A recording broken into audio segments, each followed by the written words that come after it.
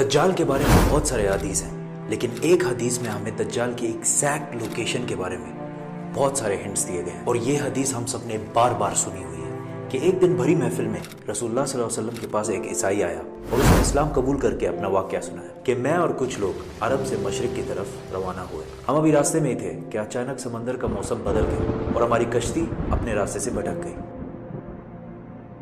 ایک مہینہ ادھر ادھر بھٹکنے کے بعد سمندر نے آخر کار ہماری کشتی کو ایک جزیرے کے پاس لا کھڑا کیا۔ بڑی کشتی ڈاک کر کے ہم چھوٹی کشتیوں کے ذریعے اس جزیرے پہ پہنچے، اور وہاں ہماری ملاقات ایک عجیب قسم کے مخلوق سے ہوئی جو بالکل کالا اور جسم پر بہت زیادہ بال تھے اس کے، اور اس نے اپنا نام جساسا بتایا۔ ہم نے اس سے پوچھا تم کیا چیز ہو، کیا مخلوق ہو؟ اس نے بولا مجھے چھوڑو، وہ ادھر ایک مندر ہے، ادھر جاؤ، وہاں ایک شخص تمہارا بہت شدت سے انتظار کر رہا ہے۔ اندر ہم نے ایک شخص کو زنجیر میں بندھا ہوا دیکھا اور اس نے ہم سے 3 سوال پوچھے کہ مجھے بیسان کے درختوں کے بارے میں بتاؤ، کیا اس میں کوئی فروٹ پھل وغیرہ ہیں؟ ہم نے کہا بالکل، وہاں بہت فروٹس پھل وغیرہ ہے۔ اس نے کہا بہت جلد وہاں کچھ بھی نہیں ہوگا۔ پھر اس نے پوچھا مجھے لیک آف تبریہ کے بارے میں بتاؤ، کیا اس میں پانی ہے یا نہیں ہے؟ ہم نے کہا وہاں بہت پانی پڑا ہوا ہے۔ اس نے کہا بہت جلد یہ بھی خشک ہو جائے گا۔ اور پھر اس نے کہا مجھے اس امی پیغمبر کے بارے میں بتاؤ، کیا کیا ہے اس نے ابھی تک؟ ہم نے بتایا کہ وہ مکہ سے نکل کر مدینہ میں آباد ہو چکا ہے۔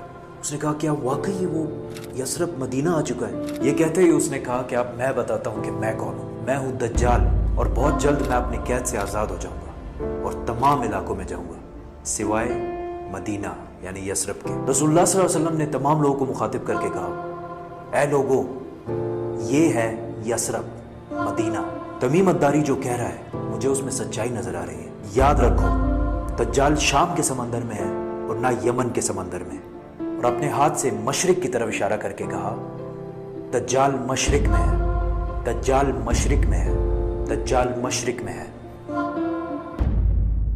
اب سمپل سی بات ہے، ایز وی نو کہ مشرق کی طرف سفر کے بعد ان کی کشتی ایک جزیرے پہ رکی تھی۔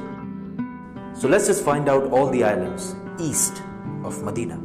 مدینہ کے ایسٹ میں there's the famous Arabian Sea، اور اس میں مینلی 4 جزیرے پائے جاتے ہیں: Lakshadweep island in India, Socotra island in Yemen, Masirah island in Oman, and Astola in Pakistan. حدیث میں کلیئرلی فرمایا گیا ہے کہ دجال یمن کے سمندر میں نہیں ہوگا، تو یہ 2 آئلینڈز تو نکل گئے۔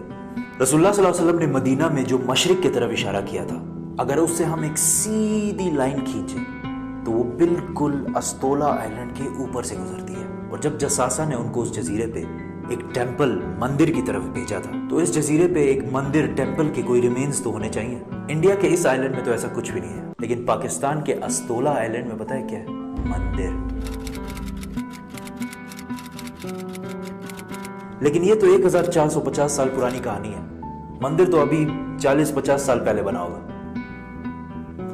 2000 سال پرانا مندر، اور مندر بھی کس کا؟ کالی ماتا، ہندوؤں کی سب سے خطرناک اور خوفناک گاڈس، دیوی، جو دکھنے میں بہت خوفناک اور جس کے جسم پر بھی بہت زیادہ بال ہیں۔ کچھ یاد آیا؟ جساسا۔ ان صحابیوں نے جس عجیب سے مخلوق کی بات کی تھی وہ بالکل ہندوؤں کے اس بھگوان سے ملتا جلتا ہے، لیکن اگر آج آپ استولا آئلینڈ جائے تو آپ کو دجال نہیں ملے۔